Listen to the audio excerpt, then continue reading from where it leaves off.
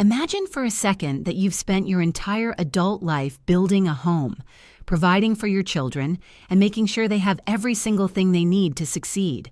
You've sacrificed your own dreams and your own financial stability to ensure they have a roof over their heads and food on the table. And then, in one single moment of family crisis, it all comes crashing down, not because of a stranger, but because your own flesh and blood decides to take you to court. That is the nightmare I am living right now. It all started with a car, a stupid silver piece of metal that has somehow managed to rip my marriage apart, drain my bank account, and turn my own daughter into a stranger who won't even look me in the eye. My eldest daughter, Casey, is 17. She has always been the driven one, the one who never needed us to push her. For over a year, she worked every shift she could get at a local cafe, saving every single penny of her tips and wages. She didn't want the hand-me-down budget we could afford. She wanted something better, and she got it. She bought a $15,000 car entirely with her own money. At the time, we were proud of her. We really were. But we are a family, and in a family, you share. You don't just hold your possessions over everyone else's head. That's where the trouble began. My younger daughter, Alana, is 16. She has severe ADHD, and life has always been a bit harder for her. She struggles with focus. She struggles with her grades, and she struggles with the basic executive functions that Keezy seems to master effortlessly. When Alana finally got her license, she was desperate for that sense of freedom. She asked to borrow Keezy's car. At first, Keezy said no. She was territorial, almost obsessive about that car. But as parents, we intervened. We told Keezy that she needed to be more generous. We told her that Alana is her sister, and that as long as she lives under our roof, the things she owns are part of the family ecosystem. Eventually, Keezy relented, but she did it with such bitterness. She insisted that if Alana drove it, someone had to pay for the gas. We told her that was ridiculous. Alana doesn't have a job, and Keezy was being elitist about her own success. Then, 6 months ago, the unthinkable happened. Alana was driving the car, and she had a major accident. It was terrifying. She ended up with a broken arm and a broken leg. The car? It was a total loss, completely destroyed. We were just grateful Alana was alive. But Keezy didn't care about her sister's injuries. From the moment she found out, all she cared about was the insurance check. And here's the problem, the insurance payout didn't even come close to covering the replacement cost. Between the medical bills for Alana's surgery and our own mounting debt, there was no way we could just hand Casey $15,000 for a new vehicle. We apologized. Alana apologized through her tears while lying in a hospital bed. But Casey wouldn't hear it. She went cold. She stopped coming to dinner. She stopped talking to us entirely unless it was to demand a timeline for her money. It was like living with a ghost. We tried family therapy, hoping a professional could make her see reason. But even there, she was defiant. She told the therapist she wouldn't speak to us until we replaced the car. When the therapist asked how we were supposed to do that, Keezy had the audacity to suggest that Alana should be forced to work to pay it off. Can you imagine? Forcing a child with severe ADHD who is already struggling in school to take on a full-time job while recovering from broken bones. I told her right then and there, I will not sacrifice Alana's future and her grades just to get Keezy a set of wheels. I am a father, and I have to look out for both of my daughters, not just the one with the bank account. My wife, at first, stood by me. She agreed that we couldn't let Keezy emotionally blackmail us, but the silence in the house became too much. Keezy eventually moved out. She went to live with my in-laws, and that's when the real betrayal happened. My own parents-in-law, people I have known for decades, decided to side with a 17-year-old girl against her own parents. They didn't just house her, they enabled her. They helped her hire a lawyer. Last week, I was served. My own daughter is suing me and my wife for the full value of the car plus damages. They gave us 30 days to pay, or they're taking us to a full trial. My wife snapped. She couldn't take the pressure. She told me she was filing for divorce because she's tired of being caught in the middle. She wants to take her half of our savings and give it to Keezy just to make the lawsuit go away. She called me petty and mean-spirited. She said I was the one who pressured Alana to drive the car that day to pick up groceries, which is a complete lie. Alana wanted to go. But now, the narrative is shifting. Everyone is looking at me like I'm the villain. They say I'm a passenger in my own life, letting Eric, that's me, run everything into the ground. My wife found a new apartment and took Alana with her. She's gone. My family is gone. And for what? A $15,000 car? I've talked to 4 different law firms, and they all say the same thing. If this goes to court, I'll lose. Not only will I have to pay for the car, but I'll have to pay my daughter's legal fees, too. We're looking at $40,000 in total losses. It's insane. This isn't justice. It's a shakedown. Keezy is being rewarded for her egoism, and Alana is being traumatized by the thought of testifying against her own father. I am sitting in an empty house, staring at walls that used to hold a family, and I am furious. I am furious at the internet for siding with a teenager who thinks her property is more important than her sister's well-being. I am furious at my wife for abandoning me when things got hard. And I am furious at the legal system for allowing a child to destroy her parents' financial future. They say I should have just paid for the car in the first place. With what money? We don't have it. And now, because of Keezy's rights, we are all going to be in debt for the next decade. She thinks she's won, but she's lost her family. She's blocked me.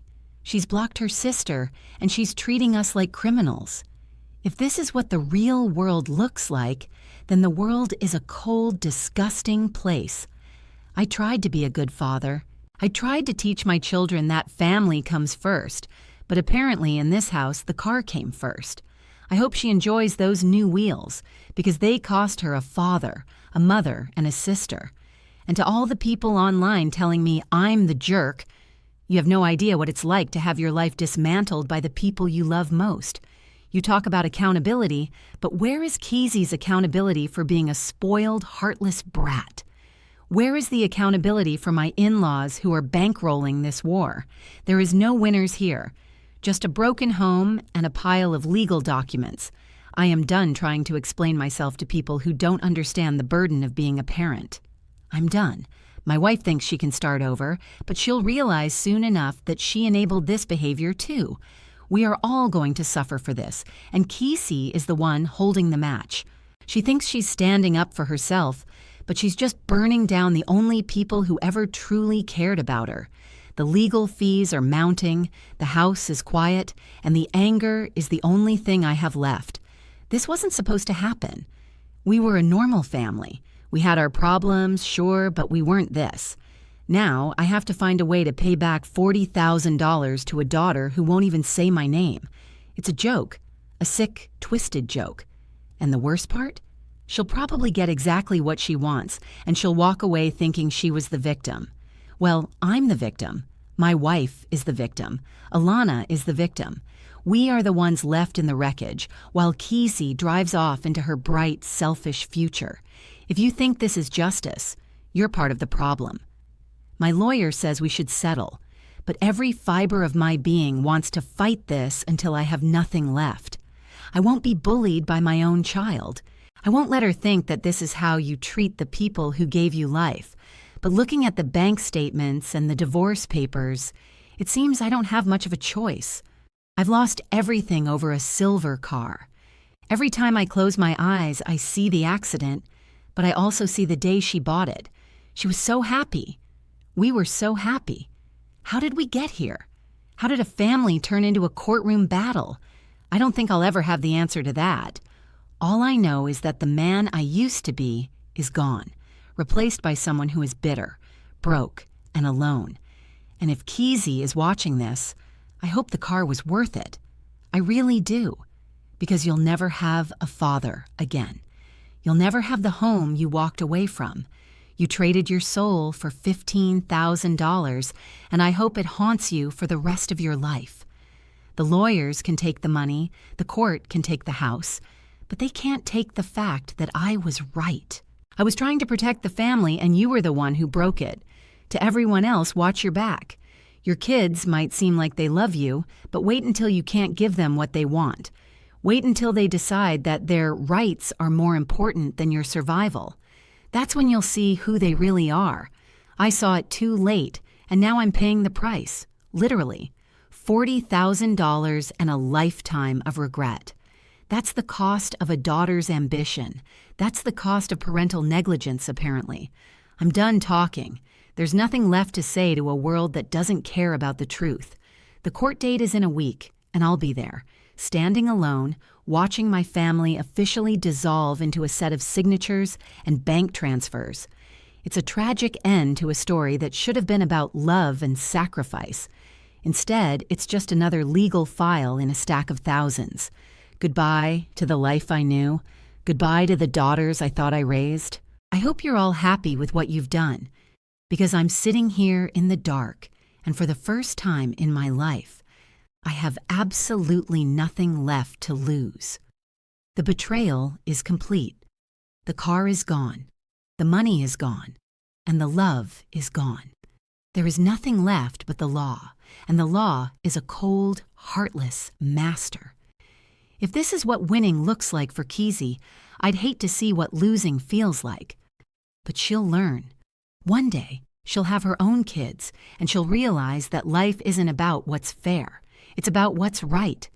And she hasn't done a single right thing in months. She can take the money, but she can't take the peace of mind she stole from all of us. I'll be waiting for the day she realizes that, but I won't be holding my breath. I'll be too busy trying to rebuild a life that she decided wasn't worth saving. This is the reality of favoritism and modern parenting. This is the reality of a daughter who was given everything and still wanted more. It's a cautionary tale for every parent out there. Be careful what you build, because your own children might be the ones to tear it down. And when they do, they won't even say they're sorry. They'll just send you the bill. The final tally is in. The lawyers have been paid. The divorce is finalized. And I am a stranger in my own town. My parents-in-law won't return my calls. My ex-wife has blocked my number. And Alana is being brainwashed into thinking this was all my fault. Maybe it was. Maybe I should have been a different kind of father. But I did what I thought was best. I tried to keep us together, and in the end, that was my greatest mistake. You can't keep a family together if one of them is already out the door. Keezy left us a long time ago. The lawsuit was just the paperwork. So here I am, alone, bitter, and $40,000 poorer. If that's what justice looks like, you can keep it. I'd rather have my family back, but that's the one thing the court can't give me. It can take my money, but it can't fix what's broken, and what's broken is beyond repair. I hope you're happy, Keezy. I hope the car is everything you ever dreamed of, because it's the only thing you have left. Don't come looking for me when it breaks down. Don't come looking for me when you realize that a piece of metal can't love you back. You made your choice, and now you have to live with it. Just like I have to live with the silence of this empty house. It's a loud, deafening silence, and it's all thanks to you. Every time I see a silver car on the road, I'll think of this. I'll think of the day my daughter decided I was worth less than a check. I'll think of the day the family died, and I'll wonder if, deep down, you ever feel a single shred of guilt. But I know the answer. You don't. You're too busy driving. You're too busy winning. But one day you'll run out of gas and you'll realize there's no one left to call. And that, Keezy, is the real price of your victory. I won't be there to pick up the pieces. Not this time. Not ever again. The bridge isn't just burnt. It's been vaporized. There is no path back to where we were. We are just two people who share some DNA and a lot of bad memories. That's the legacy of the car. That's the legacy of this family. A total loss. Just like the car. A complete and utter total loss, and there's no insurance policy in the world that can cover that. So, enjoy your ride. I hope it takes you far away from here because I can't stand the sight of what you've become. You were my daughter, and now you're just a name on a legal document. a name I never want to see again. This is the end of the story. No happy endings, no reconciliations. Just a man, a lawsuit, and a car that destroyed everything. If you're looking for a moral, find it yourself. I'm too tired to look for one. I'm just gonna sit here in the quiet and wait for the world to stop spinning, because for me, it already has.